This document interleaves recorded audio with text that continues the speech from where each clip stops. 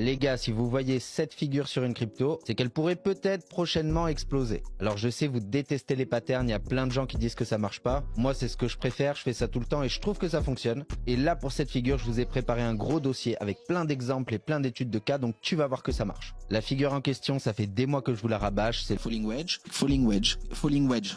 donc falling wedge, reversal, figure de retournement. Donc c'est ce qu'on retrouve quand le marché se retourne et va passer par exemple de baissier à haussier.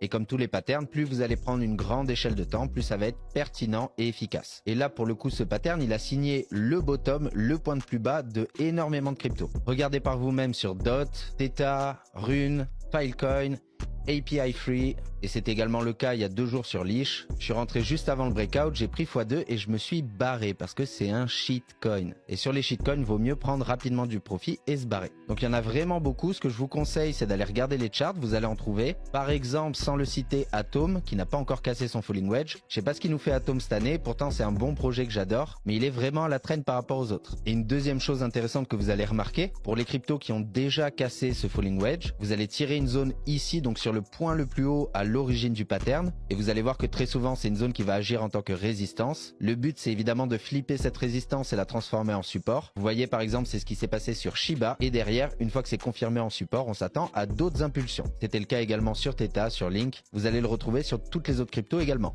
Donc il faut pas se dire ah, j'ai loupé tous les falling wedge, il y en a encore, et si vous les avez manqués, il y a d'autres points d'entrée. C'est ça que je veux vous dire. Sans faire de conseils en investissement, évidemment, je vous montre simplement le chart. Donc falling wedge, c'est le premier pattern que je vois partout cette année. Il y en a un deuxième qui est également un reversal et qui est intervenu sur beaucoup de cryptos. Ceux qui me suivent les mercredis soirs en live, vous savez de quoi je parle. Et pour les autres, ce sera le sujet d'une prochaine vidéo. Donc oublie pas de t'abonner, stay safe et surtout prenez des profits. Allez, à la prochaine.